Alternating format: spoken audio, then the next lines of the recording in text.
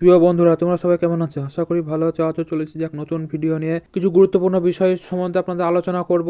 আমাদের গ্রামে একটি দাঁত ছাগল ছিল। তার একটা দুটি বাটের মধ্যে একটি বাট এত ফোলাফুলি ছিল বা মোটা হয়ে গেছিল, মোটা হয়ে শক্ত হয়ে গেছিল, হাতুড়ির মতন শক্ত হয়ে গেছিল, দিয়ে চলাফেরা করতে খুব অসুবিধা হতো, দেখেই ভয়ানক লাগতো। তারপরে তোমার খাবার কম খেত এবং হাঁটাচলা করতে পারতো না।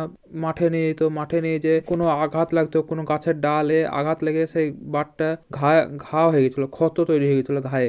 সেখানে মাছি টাছি বসে সেই বাটটাকে নষ্ট হয়ে গেছিল। তারপরে ডাক্তার ফাক্তার দেখেও কিছু করা যায়নি।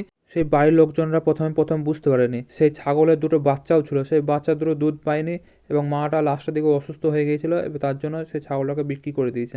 যে সকল ভাইয়ের ছাগল আছে, যাদের এরকম ফোলা যদি হালকা ফোলা থাকে, তা প্রথম থেকেই তারা সতর্ক হয়ে যান। কারণ আমারও ধরুন একটা ছাগলে দেখছেন, আমার ফোলা আছে, একটা বাট ফোলা আর একটা বাট ছাগলের বাচ্চারা খেয়েছে, তো ওই বাটটাই ছাগলের বাচ্চারা সকল সময় খায়, আর এই বাটটা কোনো সময় মুখ দেয় না। আমি যদি অলসতা করি তাহলে আমার এই বাটটা ওই ছাগলের মতো নষ্ট হয়ে যাওয়ার সম্ভাবনা আছে। আর আমি যদি সকল সময় একটা নিয়মিত এই বাটটাকে ছাগলটাকে বাচ্চাটাকে ধরে খাওয়াই, তাহলে আমার এই বাট দুটো আমার সঠিক থাকবে এবং ভালো থাকবে। এই যে ছাটা দেখছেন, ছাটা এতটাই এই বাটেও মুখই দেয় না। আপনারা প্রথম থেকে যদি এই বাটটিকে যদি অবহেলা করেন বা যত্ন যদি না করেন, তাহলে সেই বাটটি আপনার লাস্টে রোগে পরিণত হয়ে যাবে, যেটা হচ্ছে ব্যাকটেরিয়া জনিত রোগ, যেমন ম্যাস্টাইটিস। এর লক্ষণগুলি হচ্ছে বাট ফুলে যাওয়া বা মোটা বা শক্ত হয়ে যাওয়া, তারপর দুধ বাচ্চাকে দিতে চায় না, তার কারণে যে বাটে হাত দিলে ব্যথা পায়, বাটটি কালো হয়ে যাওয়া।